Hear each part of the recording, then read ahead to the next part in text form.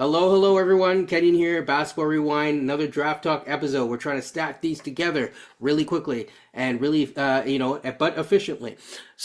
I'm going to just get right into it. Asa Newell he's listed at 6'11". I would say he's probably less than 6'11", and a plus size wingspan. I will probably have it up on the screen for you all there.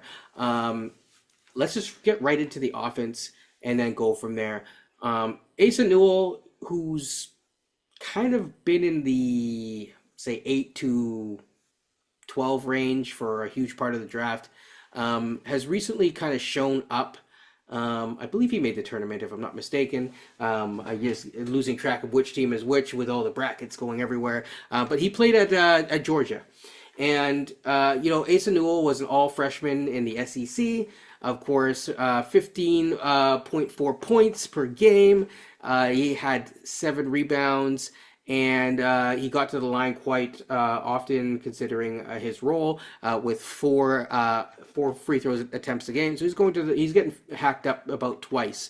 And of course, in terms of the style of play that he plays, my opinion, it was a lower usage role than some of the guys that we're talking about, around like 23%.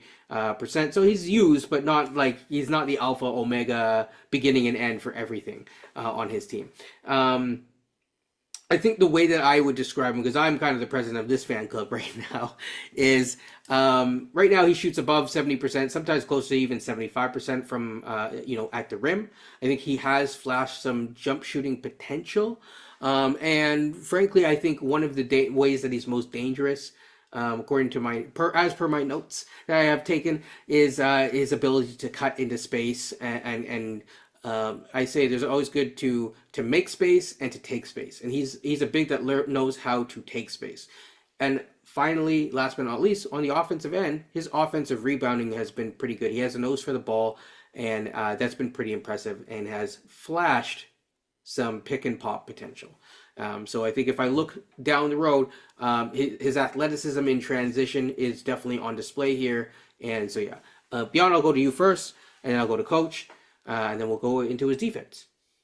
Yeah, man, you summed it up. I kind of liked him all year. He's been kind of under the radar a little bit compared to some of the others prospects. I think, to me, I know you said the hair, but he feels more like 6'11" to me than some of the other prospects that say they're 6'10" or above. Like, yeah, I'm saying he's 6'10". That's all. fair enough. Yeah, I know, but and I think for him, I feel like he's a center. Like when I see him, he feels like a center to me. Um, he's active. That's the first thing I think of. Like I think what stands out to me, he's active. He has a really good motor. He's always moving. He can slip picks really well. He's showing a little bit of a perimeter game. The offense is right now. He's it's a little rough around the edges still. Needs a little work, but I don't think it's as dire as maybe some other prospects in previous years that he can still make a very good impact on any team.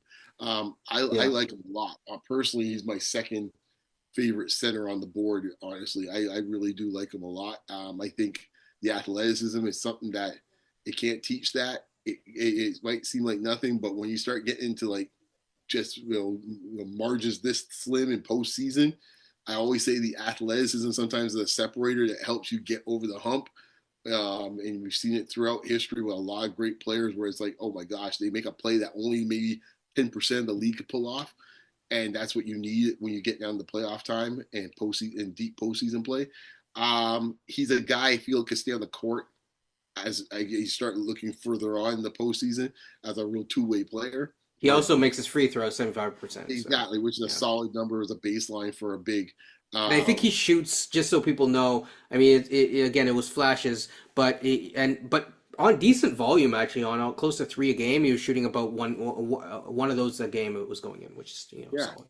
he finishes well around the hoop. So I mean, I like him a lot. I think he's a guy. I think as the combine start happening and stuff like that, he might surprise some folks and he might kind of creep up in this draft more and more because I think. Well, it's funny when we started this draft talk about pretty much like 6 months ago that everyone started talking about this draft. Centers were almost like a bit of a what's the word I'm looking for or phrase? just something as a throwaway. It's like, oh, yeah, the centers. It was all hyped up about the guards and the wings. Oh yeah, and then there's these centers. But now, as we've gotten closer and closer to the draft, now the centers are now kind of making themselves known, and I think he's definitely gonna be someone to watch as we get into the combine season. I like him a lot. Coach, your thoughts on the man? He's grown on me a little bit. I was worried about the size in the beginning. They showed a picture of the Mount Bird High School team. Now, this would have been last year, but Queen looked a lot taller than him at the time. That concerned me because I'm already having fears about Queen's height. But I think I'm taking a guess that Newell grew a little bit more because he does look around 6'10" at least. And I just like that pick and pop lefty jump shot. His form is really nice from three. And when you look at some of his numbers offensively, the impact that he makes, he has a better impact offensively than Queen, I think, than Sorber at Georgetown, and I believe he has um, not quite the impact of Malwatch. Malwatch, let's mind you, he has a very definitive role at Duke, and he's played with much better talent at Duke. But Newell actually has higher player efficiency rating than Malwatch and Queen. So he's an interesting player. I like him. He's a good talent. I think it's always something to do with left-handed bigs too. That always can be deceiving compared to the right-handed big. But I have Newell number 10 actually on my big board right now, and let's see. Like Beyond said, the combine is always key, and I say that because going into last year, Derek Lively was a late first round pick basically until the combine and the workouts. Or sorry, 2 years ago. My apologies. And he rose up to about the 11th pick, 11th or 12th pick, I think he was, just based on workouts and talent. And that was the right pick for Dallas. I'm not so much trying to compare him because defensively they're not in the same atmosphere basically, but offensively, Newell at this point anyway, he's much farther ahead than Lively was. So again, good athlete. Offensively, I think he's very capable. He's going to help the team. Defensively, need to see more. Just like Queen, need to see more. I will also add that his footwork down low is actually not bad. Even in the mid range, he has decent footwork. Not saying that he's doing crazy moves, but he's fundamentally sound. People like talking about basketball fundamentals. He has some solid basketball fundamentals, I would say. I think also beyond that, for Derek Queen, he also has shown a propensity to use the hook shot. And he uses it quite well, I would say, and it gives him a little bit of range, so his range isn't just at the rim. Like I said, he's shown some stuff here and there. He's shown some pick and pop flashes, and I think that there's enough of a base there, that I would take him.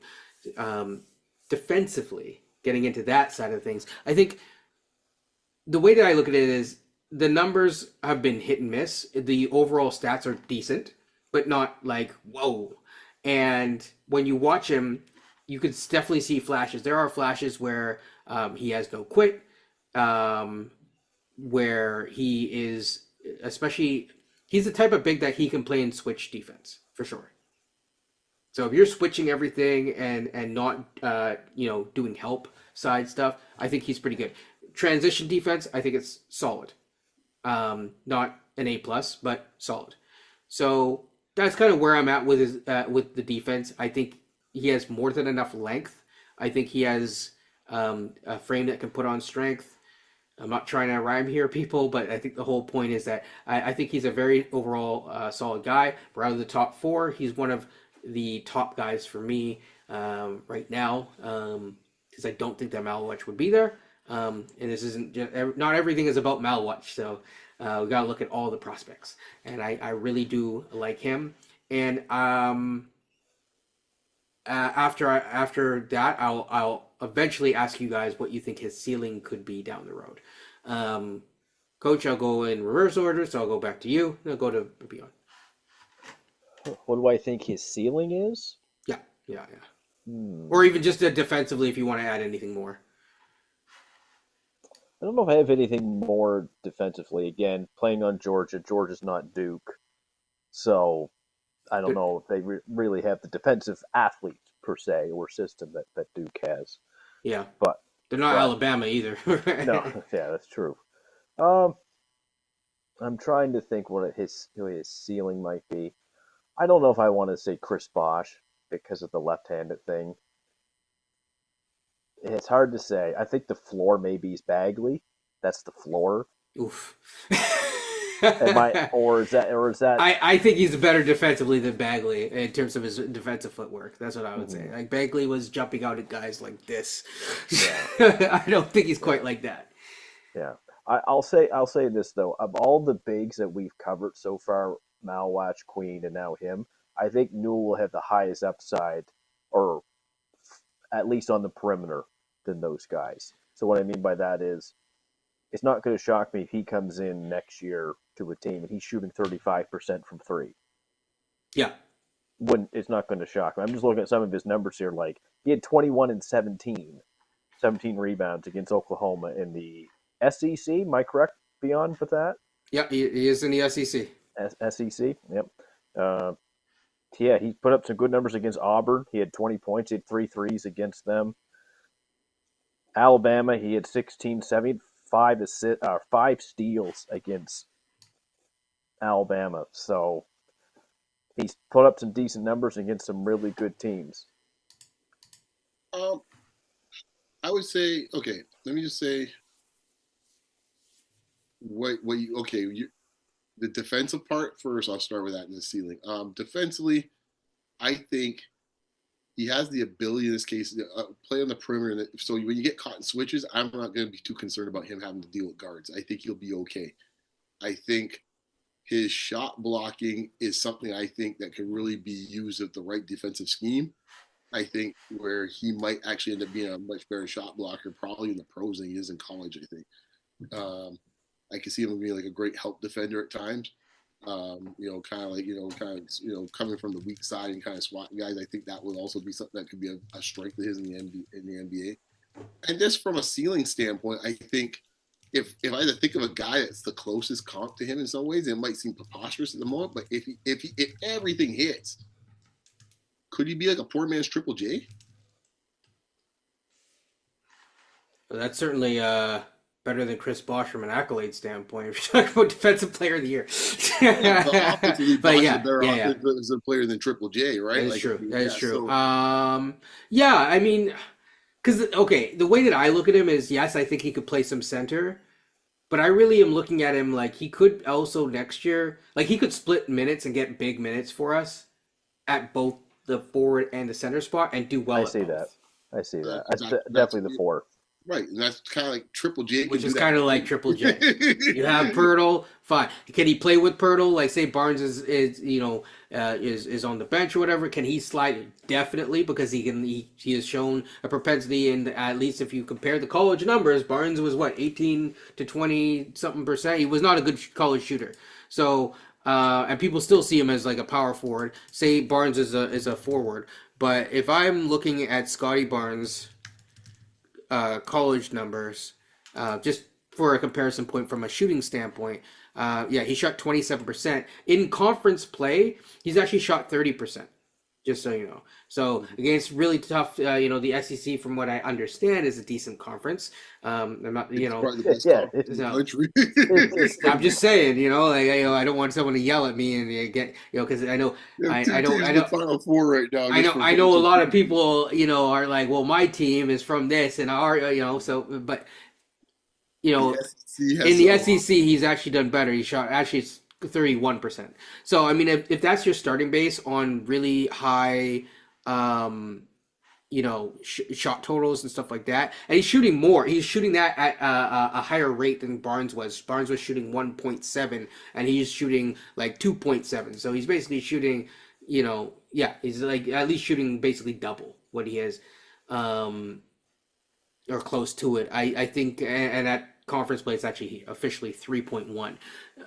I mean, I agree with you. I don't know if that's the right comparison. I don't know. That's the thing, because I think, to your point, with the athleticism and everything, I think if you're looking like past, like, say, the 5th spot, because I have Malawatch in my top 5 personally, on my big board, I think I think he has one of the highest upsides. Newell? Yeah, Yep. I do. Yeah. Well, I'll just say this to Raptor fans, because like what Kenyon just said, Malawach is 6 on my big board. He's 5th on yours. Beyond, I'm guessing he's Malawach somewhere between 4 and 6 on yours, if I had to take a guess. He might be Yeah, seventh. exactly. Yeah. Yeah. Like for Okay, me, 6. I don't think he gets past 5. Yeah. And what Kenyon just said earlier about the Raptors right now are at 7, but we're more likely to move up or move back. So if you move back, Asa Newell, if you're wanting that big and you like his upside, we might want to get used to watching him a bit more and learning about him a bit more, because I do see a world where if he's on the board and you're worried about Queen's defense, maybe the body type. I don't like using that, quite frankly, because he's made it work, and I think he will make it work in the NBA. But if you like a bit more athleticism, maybe that's a better word for it, you're probably looking at Newell. And if you like the shot form, you're looking at Newell. Yeah, and he's not like Derek Lively in terms of how he's not like a slender man in my opinion. No. He's gonna fill out, and I think Yeah. yeah, Coach touched on something really, and just talking from the Raptors' perspective. And once again, I've been kind of banging this drum a little bit in the last couple of episodes, but like athleticism is such a it's such a quantity that sometimes I don't think people realize how much you need it. Yeah. Like, you know, on a team, and how many athletes you have on the floor helps you in this case, not just defensively but also offensively. I mean, when you look at a lot of the top teams that have won championships, and then look at the players are usually their top players. They're like usually high end athletes. Like, you don't have a lot of guys that are plotters out there, winning championships, at that, being at that level. And he's a guy, once again, he can be on the court for both things, but like we need more from a Raptor standpoint. We need more athleticism. Yeah. We don't have a lot on this team. I think people see us as an athletic team. We are not an athletic team. No, I wouldn't say that. No. His playmaking does need work, but I will say, but he's not on the court to do that. He's more right now as a play finisher, but he's doing a good job of that. Like I told you, the numbers is 70%, above 70%, sometimes 75% at the rim. He's doing all the little small things well, and he's building his game out and really nicely. And I don't think that he would be in the NBA boxed in any way, shape, or form. He has the ability to potentially do a lot, coach. And we'll talk. Did we talk about? Yeah, I think we talked about fit for the Raptors, so that we can get into the take-a-thon stuff and get out of there. So, Coach, what's your thought? So there are 3 guys I'm particularly looking forward to seeing their combine numbers. One is VJ, to see if he is the height that we think that he is, but I like to see it. Derek Queen is another, and Asa Newell is another. Asa Newell comes in listed, sock feet, 6'10", then I can see him moving up draft boards. 100% I can. Mm-hmm. If Queen is 6'10", now we've been given on pretty good information that he's 6'9.5" in sock feet. We'll see about that, but I think if Newell is 6'10", legit 6'10", it's going to help him. It just will. Absolutely.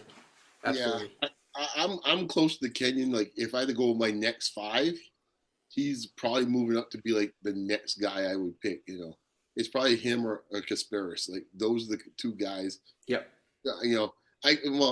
Trey's an interesting one because I think Trey would definitely be there as well too. But I just think if I'm looking from the Raptors perspective, because I think Trey just gives you a lot of duplication, but he might be the best player that's next. To be quite honest, if we're just going, he's BPA, but it's like, well, once you get past a certain point, you're kind of picking, as you said, for duplication, and it's like, are you now picking Trey because for duplication he could be better than what you have, but do you like what you have enough to then start picking in a different direction? But still, and I think that Newell gives you enough of a pump on the upside. Yep. Yeah, no, I like him a lot, man. I was gonna say, I mean, I'm not saying he's gonna be Triple J, but like I could see that archetype with him. Yeah. Yeah, so there is an interesting discussion I want to have with you guys at some point about Trey. Maybe I might have it offline here, but just about and Raptors and lack of spacing and stuff like that. But before we get into that, which we will not get into today, let's do a simulator. Let's Hope for the best.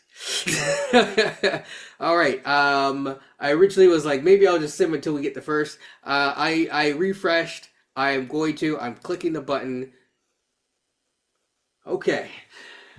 We got 8th. So, Yegor, come on down. You are Raptor. No, I'm just kidding. Yeah, I mean, if I'm looking at this time, Portland jumped 8 spots, actually. Then Utah, then Brooklyn, then Charlotte. Let me ask you this. Do you think Newell's there at 7? I think so. I think he is, and I think you could move up to... I actually think that the Raptors could move up to 5 if they needed to. I think once you crack that top 4, depending on who's there at 5. Yeah. But I think that the Raptors could move up 1 or 2 spots if needed. I don't know about that. Like, I don't see Malawatch, for example, dropping down past 6. I think you're a dangerous spot if you really like Newell in this case. Like, I think if you get to if that's right, you get 8th. I'm not sure he's there at 8. He may not be. It depends. Now, I know I just did the simulator, so I can't remember. Yeah, I already did the simulator, so it already took the thing. Well, but obviously, it depends who's ahead of us. Actually, I just redid it, and we got 4th. But, like, in this one, Miami got 8th or whatever. So, say... Come on down. Yeah, PJ, come on. But, like, so Washington gets 4th. Would they take Newell to play next to... I mean, if they feel like he can stretch the floor, they actually still might go with a guy like Kasparis there, let's say. Depends who's ahead of Washington, but if no one's there, they'll take Charlotte and Utah. Utah, we know who they're picking because Utah got number 1. Right. It's a dream come through for Utah. Yes. Next day you hear that Cooper Flagg's deciding that he loves college so much he's going to try to go back. He's going back. Exactly. Yeah. Charlotte is interesting because Charlotte might be in a situation with Charlotte might actually trade back. I could see Charlotte with the number 2 pick saying, I might trade back. They might trade back to 4 with the Raptors, and the Raptors get Harper, and they get Malawatch. Well, they could trade back, and they could trade back and get the guy they want, which might be VJ. Or VJ or whatever. But I could see them trading back from 2 if they publicly stated that they want to keep LaMelo. Miami, I think it's ace. If they're 3rd, like this one, it'd be ace. Mm-hmm. So then Malawatch is the interesting one because he could go 4th, right? In this, if the Raptors are there, he would go 4th. I think. So him and Harper then, based on how that looks.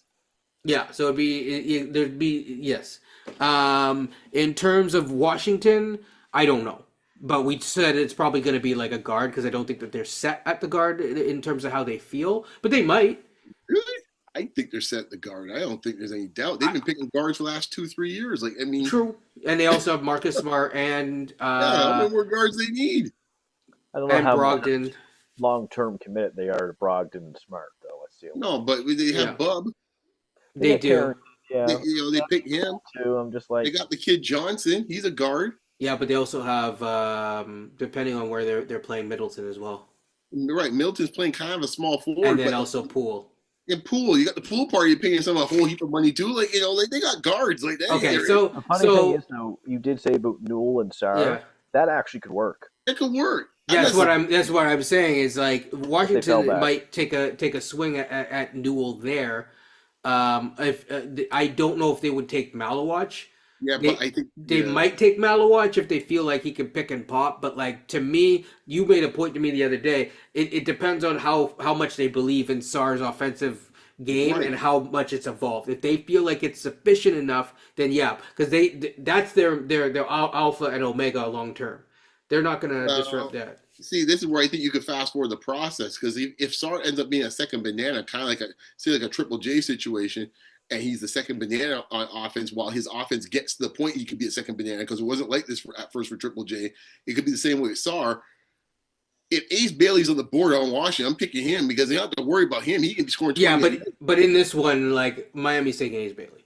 Oh, fair enough. Miami's ahead of me, yeah. But I'm taking the scoring. What I'm saying is, unless it's true. You have the 2 other guards, so yeah, VJ and Harper would be duplication with Bub and if even Koulibaly plays a bit guardish. He's not really too small. You said where's Miami picking?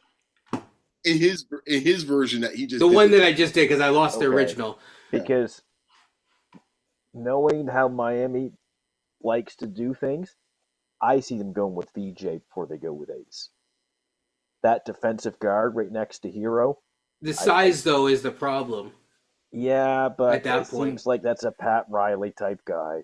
DJ. I actually don't think it's. I think Because I think that they just lost Jimmy, and they're looking for a big time scorer, and they know Bam's limitations. I know that they have Hero, and also Ace Bailey gives them, like Ace Bailey could fit next to Jaime Jaquez. Mm-hmm. But I think actually there's one other scenario I haven't thought about. Maybe I think this might be. This would be the dream scenario for Miami. I think Harper is actually possible for Miami. It is, that way but they can move Hero back to the 2, or they could just 1-2, doesn't matter. Exactly. Really. And let's face it. Yeah. I mean, like Riley in this case, he knows his pops. They know each other for years. And believe me, Harper would love for him to go, his son to go to Miami. Oh, so, for sure. In this case, I mean, so I don't know if there's a scenario where that's where the swap happens. But for I think for Charlotte, if they were going to swap back for a big, I don't think that they're taking Malwatch third. Is my point. Mm-hmm. Mm-hmm. I hear you. Right, and I think for the Raptors, I think that would have been the easiest swap to, like, okay, you trade back to 4, and then then you feel more comfortable taking the big there rather than whatever. But I hear you. I just think that more than likely Harper is going to go first. And also they play the way that they play with, in terms of Miami, the way that they play Hero. I don't know if they would want to then insert Harper. Okay, yeah, that's true. That's true. So just to round out this, after that is New Orleans. That's where whichever big is there, like in the scenario that like a Malawatch slips to 6, if he hasn't been taken by now, that's where he could be taken. Because like at that point, New Orleans, it's like it makes sense. I don't see how Trey Johnson makes sense when you have Trey Murphy and stuff like that on that team, and Zion and then Philly was slipped to 7, which means that pick is OKC's pick, which means, in my opinion, that's probably Concanipple. 7? Yeah. Okay, we have to take that one offline. Here's the reason why, is I'm saying if OKC just doesn't care, they just need a stopgap. I'm not wasting the 7th pick of the draft with no disrespect to Concanipple. I'm not doing that. Well, who are they going to take then? They're going to take the best player available. Is what they're. Would they take Kasparis? Yes, they probably would. But they have Topic and Case and Wallace and Shea. Well, probably our guy Newell actually would be a decent fit there. I thought him initially. I'm just going with what you guys said. You guys suggested that Newell and Malawatch were already gone. Okay. If Newell and Malawatch, then that's why I'm going on based on who's here. I don't know. Kasparis would be the next one because I don't have it. Fair enough. I mean, if somehow, actually, you know who is actually still there? Trey Johnson. That I can see. Yeah. You guys have missed my guy who's number 5 on my big board, and he's going ahead of Malwatch in my world. It's Fears. Jeremiah Fears is going to be taken by somebody early. Yeah, but again, it's like they have. Not saying by OKC. I'm just wondering if OKC gets Philly's pick, what happens? Because that's the question. I think Fears could go to New Orleans. Kasparis is probably the next likeliest thing if the 2 centers are gone, because they need another guy to actually make plays with the ball. Too much is on SGA. Okay, maybe it's just that I'm losing track of who's there. Yeah, I'm not trying. I'm just saying, like, I could see them taking Khan as a backstop to help out a guy like Jalen Williams when he sits for a couple minutes. Yeah, because that's what we see. I think that role is more natural for a guy as a playmaker than a guy actually a scorer. Right. I think they need a guy like if they're going to get the 7. They need a guy because unless. But then someone's got to get traded because they just redshirted a guy that they took like literally 7th last year. Well, until he shows up and plays, I ain't counting on him. Yeah, Played somewhere yet? And I kind of agree with you. They don't have to take someone who's so raw right now. They could take we're competing for a championship now. Let's go take the best fit maybe in this sense, which could be Knipple if you need it, like Jalen Williams coming off the bench. I think that's kind of what you're saying. Is it? That is exactly what I'm saying. And in fact, for example, if Malawatch somehow slipped to 7 and they had the 7th pick, they'd probably take Malawatch. I guess what I'm saying is that There's some backup to I think you Hartenstein. I think you get better scoring options before you get the Knippel. That's all I'm saying at the 7th pick. Yeah, I was more looking at them getting like something like the overall package, and that's it. Yeah, because I think in Not this case, not so much focusing on like because they're in a situation where they don't need to necessarily care about best player available no, true, but I think because they also still have additional picks in this draft. exactly. But I think where coach is going, and I'm like kind of a little bit where coach is, they need another guy who can make a play, man. And Fears could do so, and Kasparis could do so, because the Actually, other guard. here's the question: if they get the Philly pick and they keep their own pick, is that enough for them to move up? No one's moving off their pick at the top. Could they move up to 5? Depends It's like who's the at eighth five. and the 8th and the 19th pick. Is that enough to get you to 5? Depends who's at 5. Yeah, it depends. Like if there's a good team that's at 5 that could go down a couple of picks and don't care. Right, I guess it's the need. It's like if you need Right. to pick, I need to pick. Like if it's the Right, Raptors, exactly. you need to pick. Screw It's like, that, no, they I'm do that. taking the talent. Exactly. Because So, I know like, that some people talked about the Raptors trading down. I'm like, you yeah, ain't. you would need another one of not those trading typical five. trades where a good team's going to get converted the And pick. then to go trade that pick down the road for something like, nope. Not in this draft. Not in this draft. No. If you're a team who has the 5th pick and you really like Yakachonis and you think he's going to be there at 8 and you like someone at 18, let's just say it's Sorber from Georgetown. If you come away with Yakachonis and Sorber, you've probably hit a pretty good draft. Mm-hmm. True. Very. Yeah. I mean, a lot of people would be happy with that. Maybe another guy could do something with the ball, man. All their guards in this case are just finishers for the most part. Be it Caruso, be it if it's even Wallace, who I do like, obviously, but he's not really built like that. I mean, same thing goes with obviously Lou Dort. He ain't anyone who can create the ball. They don't have anybody else, and that's why we get the playoff series.